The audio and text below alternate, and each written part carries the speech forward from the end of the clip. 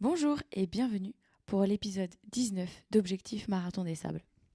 Salut à tous. Alors, on est en direct, on est à Hossegor, voilà, parce qu'on organise un petit événement Infinity Trail ce week-end où on va de nouveau travailler le sommeil, hein.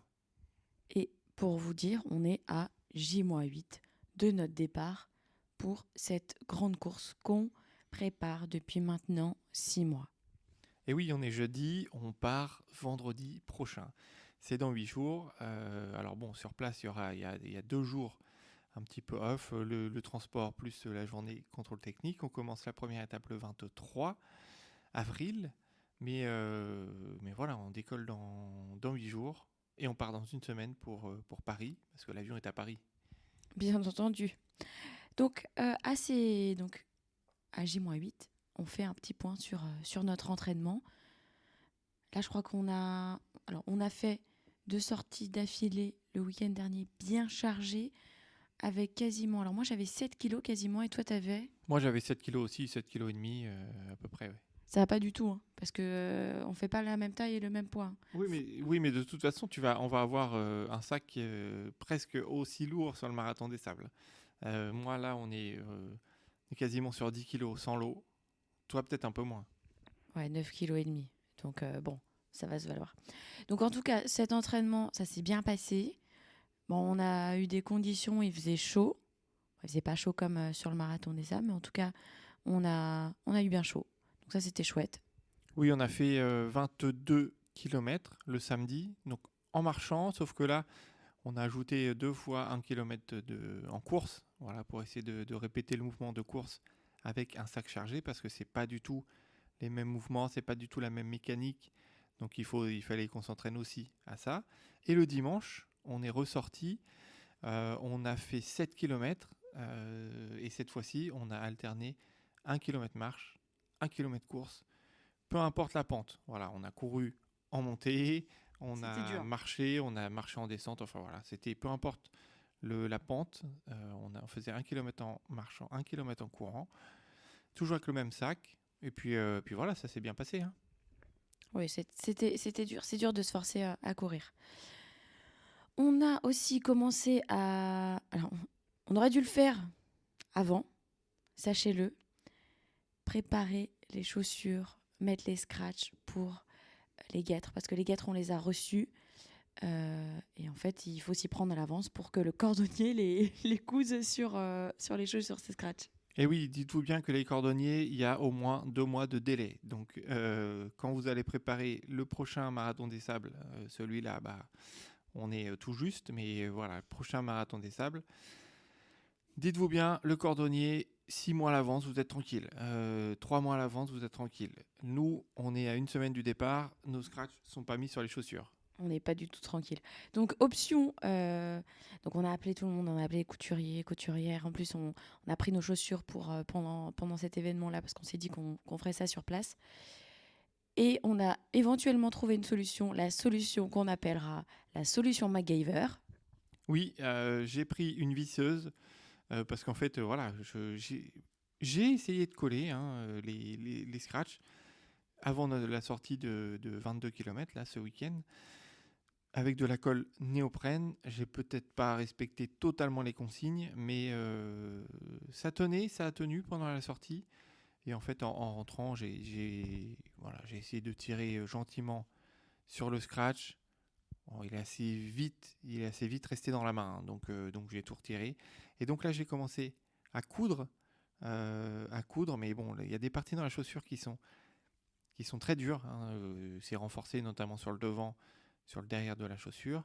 Donc, bah, j'ai pris une petite visseuse, j'ai fait mes pré-trous pour passer l'aiguille et la ficelle. Alors, attends, la visseuse, imaginez pas une visseuse avec un petit Un un forêt. forêt de genre 5 centimètres. C'est vraiment un truc tout petit petit. Oui, c'est un forêt de 1 mm, hein, vraiment juste pour passer l'aiguille. Donc, c'est pas, j'ai pas fait un trou dans la chaussure, effectivement, ça se voit pas. Et puis, il y aura de toute façon le scratch de la guêtre collé dessus, donc il y aura normalement pas de souci. Donc, j'ai réussi à coller à bon bout, mais là, c'est une grosse galère pour le bout vraiment de la chaussure, là où il y a les orteils, parce que c'est hyper loin dans la chaussure et donc pour passer l'aiguille à l'intérieur, c'est très compliqué. Donc c'est en cours. J'en ai fait déjà, je pense, j'ai fait 2 tiers d'une chaussure. Voilà. Il va faire sûrement les miennes. Ça, il va falloir qu'on négocie parce que ça va me prendre beaucoup de temps. Donc je vais essayer de prendre le temps ce week-end, hein, pendant que nos petits coureurs tournent autour du lac. Hein. S'ils tournent 48 heures, j'aurai peut-être le temps de le faire.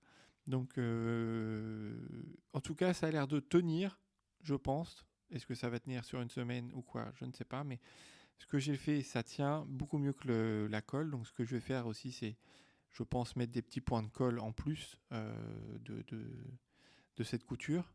Mais il faudra faire attention sur ces chaussures-là de pas mettre la colle trop tôt parce qu'il est possible que ça bouffe les fils.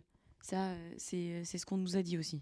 Bon, ça, j'en sais absolument rien. Oui, mais bon, en tout cas, il faut mettre un petit peu toutes les conditions on va dire, de notre côté. Moi, je suis aussi pour la team. On met un élastique peut-être en dessous pour s'assurer que si jamais les scratchs s'en vont, il y ait un truc qui tienne la route. Bon, ça c'est pas encore dit, hein, on verra. Donc, on est en train de finaliser cette partie chaussures. On finalise la préparation du sac. Il va falloir reconditionner tous nos repas lyophilisés. Toi, tu as déjà commencé sur le jour 1 et le jour 2, je crois. J'ai fait les 3 premiers jours. 1, 2, 3. J'ai tout reconditionné. J'ai fait mes petits paquetages dans un sac entier avec le petit récapitulatif du poids et des calories de chaque chose par jour. Voilà.